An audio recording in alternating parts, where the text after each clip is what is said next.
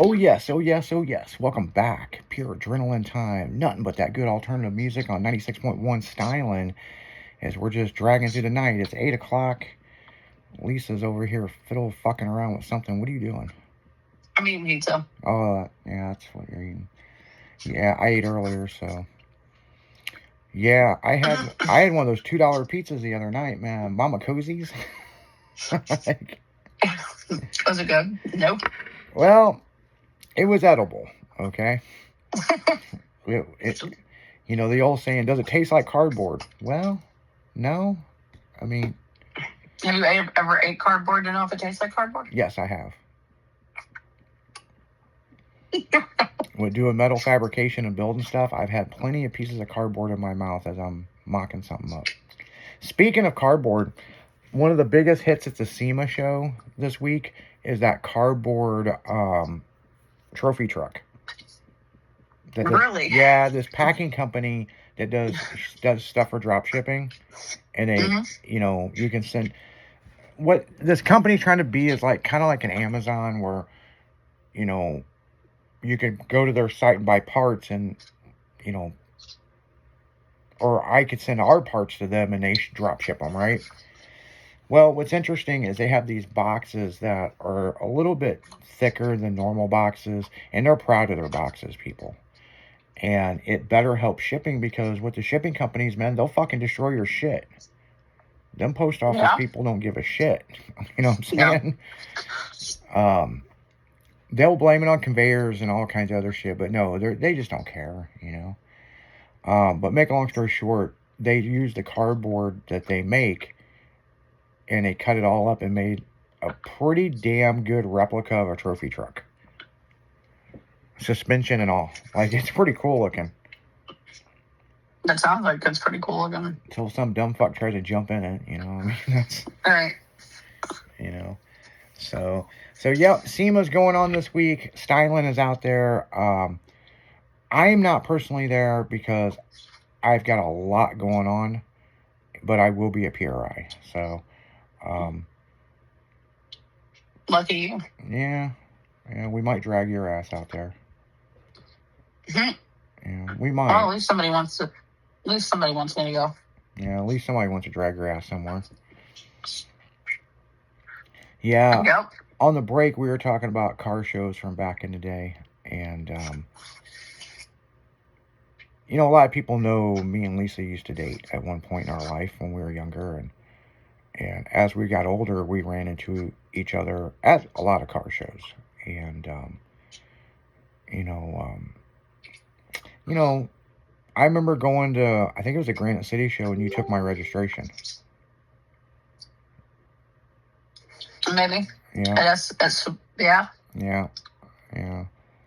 Cause you know, but we would see each other at shows, but we wouldn't really talk. And she was dating this guy, and he was a complete fucking nitwit. And hey, I got the best thing from him. Yeah, you had a kid with the guy. But here's the thing: is he was just being stupid to show, and I'm like, the fuck is your problem, dude? Like, I've never done shit to you. You know, you have her. You have the problem now. You know, like, you know.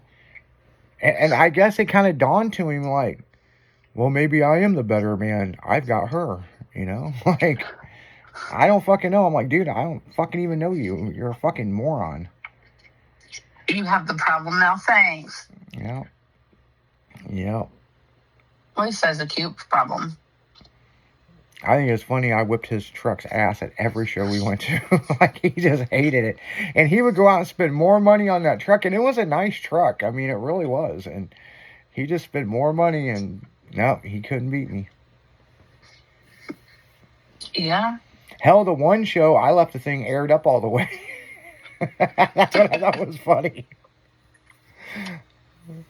And how he lost that show is he had his truck was slammed, but he didn't bother to clean up the wheel wells or anything. And that's how he lost the show. Because the judge told me that my truck was cleaner. So I hit the air ride and lifted it up, and I just left it like that the rest of the show. I didn't care. No, he didn't clean it. You mean I didn't clean it because I was tired of cleaning wheels. Yeah. I always got, hey, we need you to clean wheels because you got the smaller hand so you can get in there. I'm like, oh, fuck. Well, I'm going to tell you So what. whatever. So, Lisa used to work at a lot of parts stores. I mean, she's been in the automotive industry pretty much her whole life. Some point, like something to do with motors my whole life, yeah.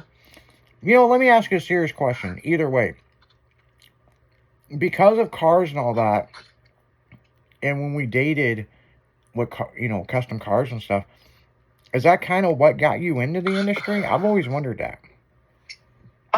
No. It was definitely that guy that we were just talking about. I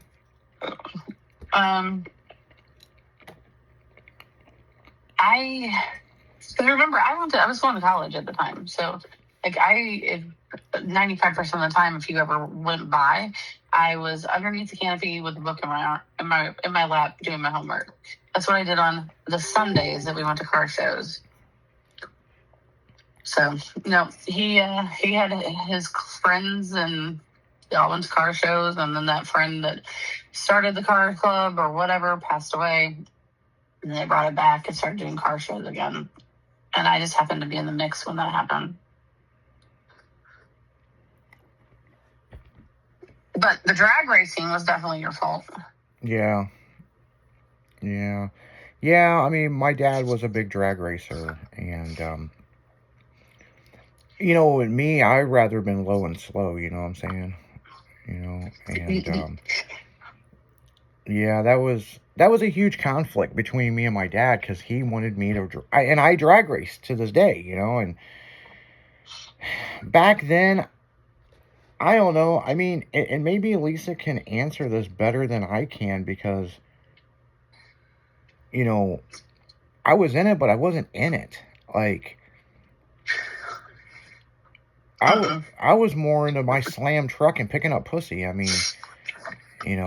I know that's a fucked up thing to say, but, you know. I think it's because, honestly, the answer to that is probably because your dad wanted you to do it, and you're at that age that, you know, you're not going to tell me what to do. I don't want to be there, kind of thing. Well, it's when you get drugged to the track your whole life. You know what I'm saying? It's like. Yeah, I didn't have that problem. Yeah. And like I got dragged to tractor pulls, big engines. Yeah, That's where we went. Yeah, you sure did. You know, I mean, I think your dad wanted you to drive a dump truck, and that never happened. But she can drive a dump truck. Yes. She knows how to do all that. But yeah, no, Lisa worked at the local parts stores and stuff like that, and for a long time. I mean, very long time. And the one big thing is, I will say, neither know we weren't getting along.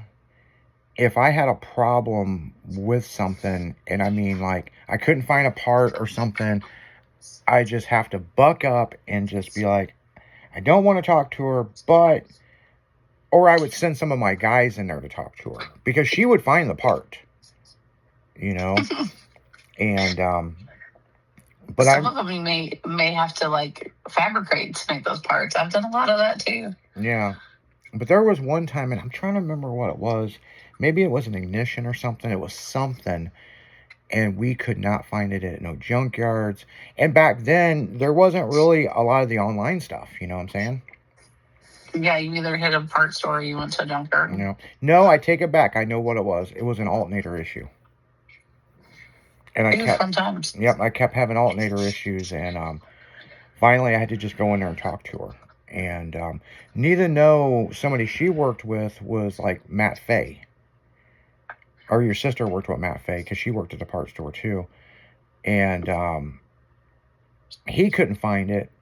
That's right, because I went from, because I ended up going into O'Reilly's and talking to you. And I said, hey, I've got this issue. And you guys tested. You went to O'Reilly's, you talked to my sister. You worked for, I thought you worked for Advance Auto, and then you went to O'Reilly's for a while.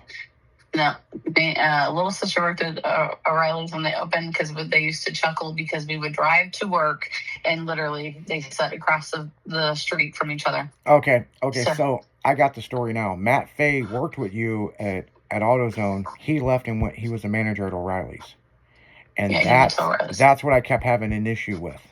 And I ended up bringing the alternator to you guys, and you guys test it, and you said it's working, but it's not working. It's like it's putting it out, but it's not strong enough. Not good, yeah. And so you guys didn't have one there. You guys sent me to Collinsville, and you said, hey, I know this sounds crazy. We can have Collinsville send it to us, but you can go get it and bring it back here, and we'll test it. Don't have them test it. Bring it here, and we'll test it. And it was an alternator. That's what it was, because I kept having a fucking issue with the alternator, and I'm like, the hell is wrong with this damn thing? And it's just, and people, that was back then. Now they're worse, you know? Yeah. And it's just like, my God, you know, but yeah, I mean, you know, you always, I used to like bench tested. Yeah. And the thing is, you know, she knew what she was talking about. You know what I'm saying? I mean, you know, if you ask, she knew a lot of the part numbers off the top of her head, you know, so she really liked the job. Need to know she was in college, you know, what was you going to major in college? I went to school to be an MA, so a medical assistant. Mm.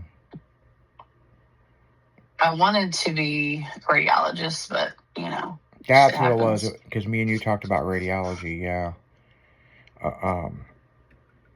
X-ray tech is basically what some people would call it. So, yeah, she was on her way to doing it. On my way to do a lot of things, but you know, here we are. Yeah. Well, on that note, guys, we're going to go right back into music. You're listening to Pure Adrenaline on Styling Radio. We'll be right back.